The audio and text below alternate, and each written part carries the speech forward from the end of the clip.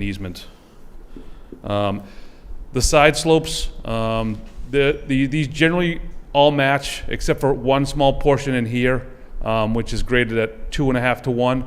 Everything else is within the requirements of the subdivision regulations, and this is because we maximized the roadway width or slope as much as we could up to here. We've got to a certain elevation, and we just kind of ran into a bit of a pinch point here. And you can see even at 2.5 to 1, we have a little bit more room to flatten it out a little bit more. And that could still be stabilized with landscaping. It's just a little steeper than the general recommendation, but within standard engineering practices. And that's the 6 waivers we're requesting.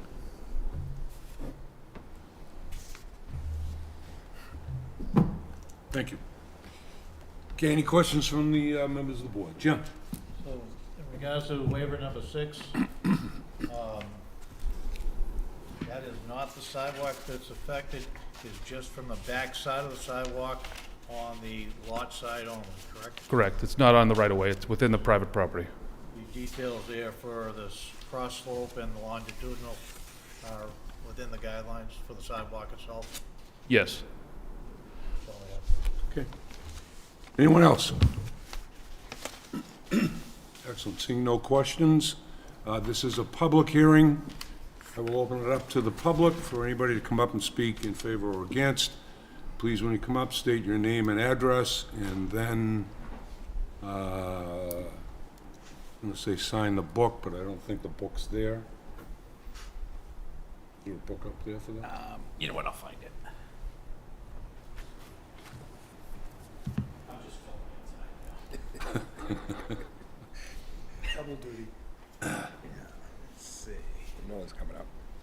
It's right here, or if it might be up in the office.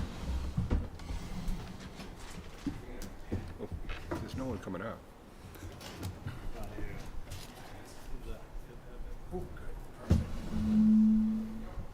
Good job, Jim.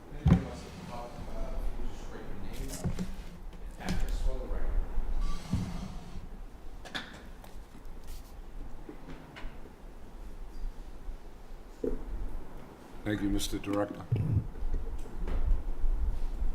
Okay, so it's open to the public to come up, speak.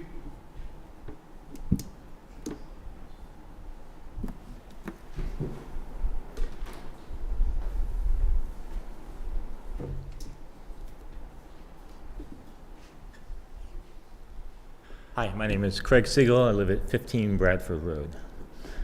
And my question really is, I don't see any sort of area for open space in here.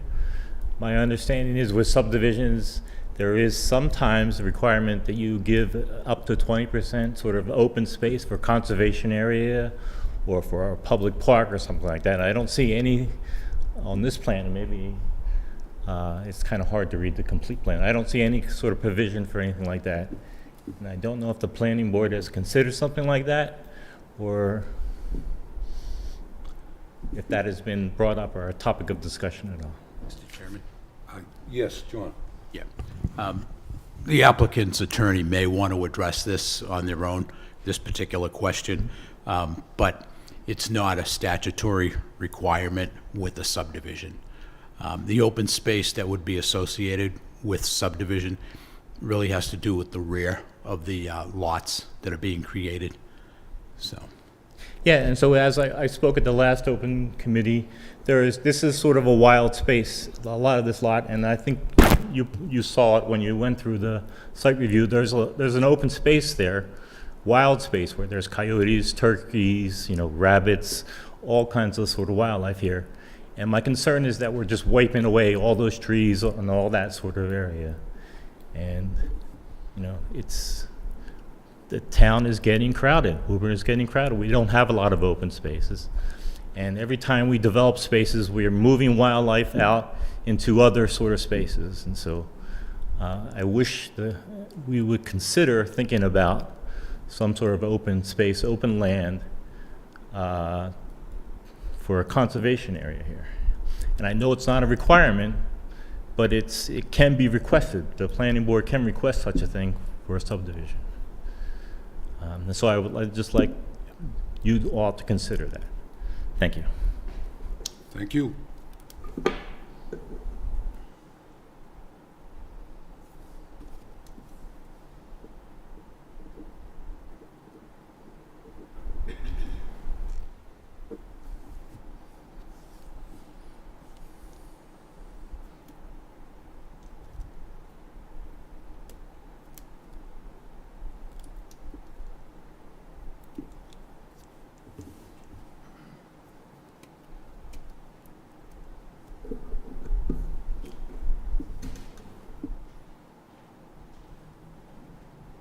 Anyone else, please step right up.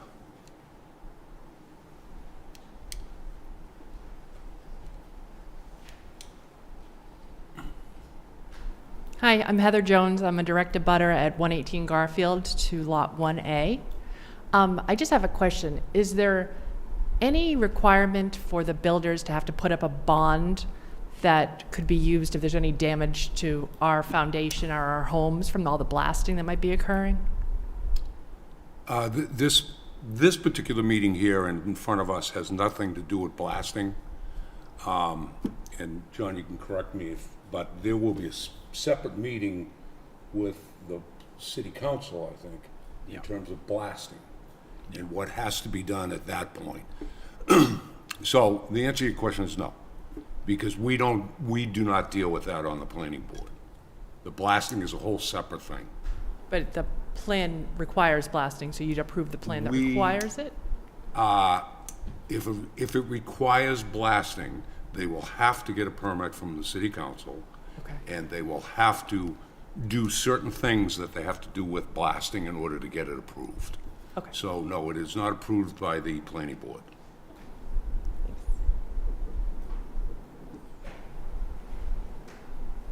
But rest assured, it does get addressed before any blasting is done. Thanks.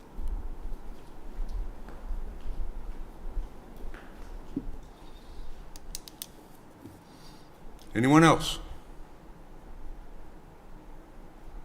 Okay. Seeing none, do I have any kind of a motion from the board? Nothing? Well, if we're going to act on this tonight, I'll make a motion to close the public hearing. Okay. Motion by Dave to close the public hearing. Do I have a second? Second? Second by Carolyn. All those in favor? 5-0 carries.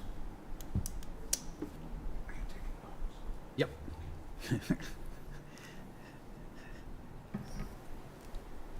Okay, so the public hearing is closed. Any further discussion in the case of the board members? I just wanted to add something to the chair. The question about blasting, the fire department has a major role in that. Yes. So you may want to contact the fire department if you have questions about that, because they do control the whole, the council may make the decision, but the fire department controls the whole process. So they may be able to give you some insights. Yeah, there is a lot to it. It's not just Yeah, go it's ahead real and complicated. just go ahead and blow things up. It's it can get complicated. Yes. Okay. Yes, Jim. Regards to the subdivision, I'm comfortable with voting on it this evening. I do have a couple of recommendations I'd like to forward to the city council to be addressed. And it's open for discussion, obviously. First is trucking. Second, blasting.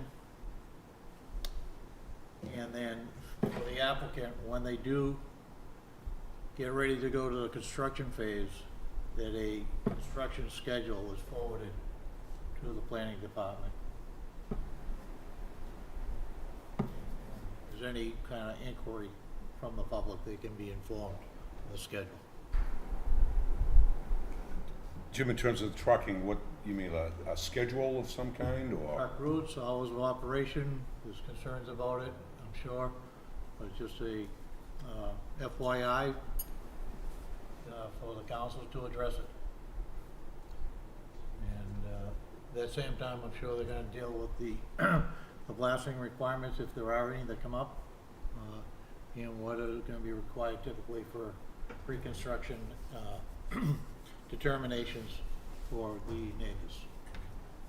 Excellent points. Thank you. Excellent points. Anything else? Okay, seeing no other comments, Mr. Director, Yes. you have a recommendation.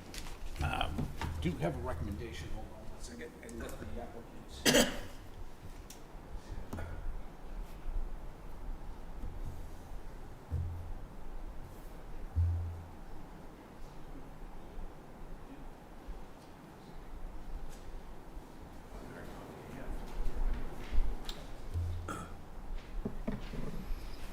Does- Chairman of the Planning Board. Does everybody have the notes that went out in terms of the letter that Karen had written to go to the city council? You all have that, right? You've all read that? Okay, I just want to make sure everybody read it. It's kind of what your recommendations are. Yes, yeah. Do you want me to read the decision or just to give you? Well, a if verbal? everybody read it already, Okay, yeah. then I don't think you need to read the whole thing again. But what I would like to do is add to it and put Jim's recommendations on there also. That's correct. So that what we're voting on is the draft letter to be sent to the city council as is, with the trucking, the blasting, and the construction schedule added on to there. Okay. So one question I have, Jim, in regard to trucking, is there any added language that you? When they open up their public meeting, the public can weigh in on their concerns, whether it be hours or what the activities are in particular, Okay. just so they address it, that's all. Okay. And the issue in regard to blasting, as Jim just pointed out to the board, and it was brought to the board's attention from the public, blasting is not a review item, an approval item of this planning board. And we just want to make sure the public is aware that it is a special permit that is issued by the city council. And the city council works with the fire department that oversees locally the issue of blasting. There is a state fire marshal that is also involved with supervising the issue of blasting and the plan for it. As I recall, and I haven't dealt with a development concerning blasting in a while, but there's an inventory required for any abutters that are concerned with their house foundations and how blasting may affect. So that inventory would take a before and after series of photos and reports or investigation of that property. So if there is any claim brought against the developer having to do with blasting, there's a before and after set of evidence so that it can be assessed in that manner. The city just wants to make certain, to the extent possible, that any damage that results from blasting is properly addressed and the impacted party is adequately compensated for the damage, so if it does occur. Does anybody have anything they'd like to add to that? I'd like to ask Mr. Attorney Tarby, does that adequately address this issue in your professional opinion? Yes, it does. Yeah, it does. Okay. So, could I ask you this, what was the additional condition that was proposed to be added to tough hammering with these fans? Yeah, the additional condition that Mr. Callahan asked for was that this development, we do know there will, I should say, in all likelihood, include blasting. Okay. That you're gonna have to seek a special permit and that the city council be made aware. But they will be made aware of the blasting issue by application for a special permit. So, I didn't, blasting's not part of the approval. You're talking about sending communication? Right. Yeah, okay. Yeah, so we'll send a decision, a copy of the decision to the city council relative to this development and how the board conditioned it. And they'll be aware that, through our review, it's inevitable there will be blasting involved with this particular project. And the applicant's going to be applying for all the necessary blasting permits at the local level. Right, which is all regulated by the fire department with the requirement of a pre-blasting survey of every property within 250 feet. So the other things that, I'm sorry, Dave, go ahead. Yeah, just to be clear, so what you're saying is those aren't part of the conditions. That would be part of the letter that we send to the council saying we would like to bring to your attention the following issues, separate and apart from our vote, which will have conditions in it. You want to make sure those two things are separate. Correct. Okay. All right. So, to conclude my recommendation, staff has given a thorough review of this application, scrutinized the requested waivers, went over the plans. The final revised plans will be produced at a later meeting, and they will reflect the board's action of approval. What also is involved with this particular review, it will include a pre-construction meeting of department staff. So prior to any field work taking place, there will be a full department head pre-construction meeting. And I'll make sure that the board's aware of that. You know, any board member wants to attend that pre-construction, you're more than free to, or more than welcome to attend that meeting. Other than that, everybody had a chance to read through the decision that was written by Karen, and I worked with her on that. And if the board would like this evening, they can vote to approve with modifications, or final option is to deny the subdivision, so. Okay, but the director's recommendation is to approve the subdivision, the subdivision plan, and also to grant the 6 waivers that were requested. That is correct. Okay. So that is the director's recommendation. Yes, Jim? Make a motion to approve the subdivision as proposed, which includes the 6 waivers listed, addressing the intersection, the minimum width of right-of-way, maximum grade at leveling area, sidewalks, planting strips, and side slopes. Beyond that, a separate correspondence as an FYI for the city council to please address the concerns raised during this meeting, those 3 items, which are blasting, trucking, and a schedule. Okay, do I have a second on that? A second. Second by Kevin. All those in favor? 5 in favor, 0 against, it passes. Okay, thank you very much. Appreciate your time.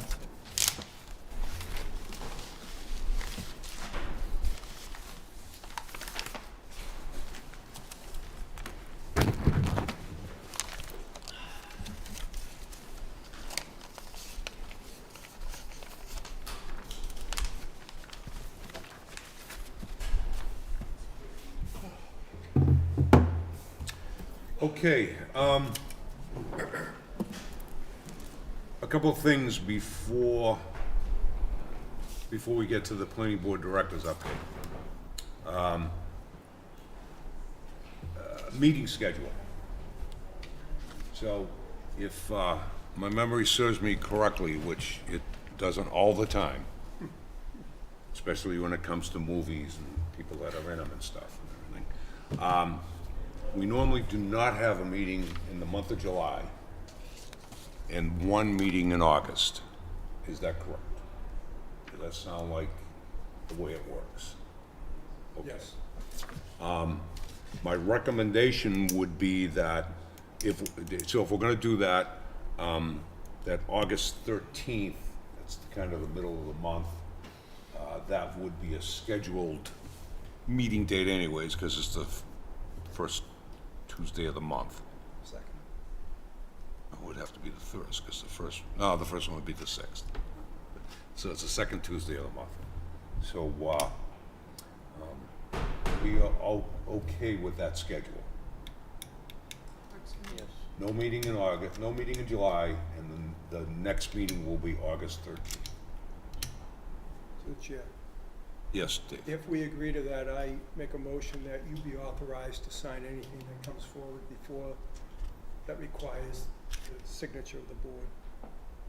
Okay, so that would be a motion to allow the chairman to sign any ANRs or anything else that comes up in that time frame. Second that motion. Seconded by the vice chair, because it would be you after it wasn't me. All those in favor? 5-0 carries. Okay. So that includes the chair and the vice chair. Okay, is that what you said? Right, because if you're, If I can't, the vice chair has to do it. right, Yeah, I think, just so we have coverage. yes. Okay, so did you get that, John? Yep. All right, so that takes care of those two items. Next would be the planning board director's update. Okay, so with my update for this evening, we've taken care of the Cliffside Terrace subdivision. We've taken care of the meeting in August, with the only remaining item. I did give everybody hard copies this evening, and you received electronic copies of the MBTA-3A non-age restricted multifamily housing zoning amendments and proposed overlay district. If the board wanted to just have me answer any questions pertaining to the documents that were handed out, I could do so. What we need to do officially is to vote for the public hearing date for these zoning amendments to be heard by this planning board, and that would be relative to taking final action after the public hearing is completed to forward our recommendation on the amendments to the city council.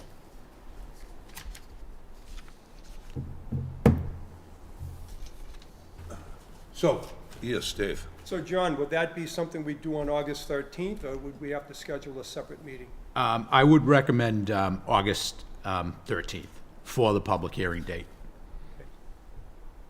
Sounds good. Yeah, so far that, we don't have any other applications at this time, so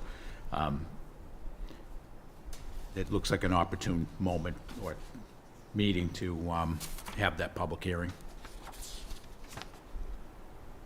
The city council also has their public hearing tentatively scheduled sometime in August for the same amendments.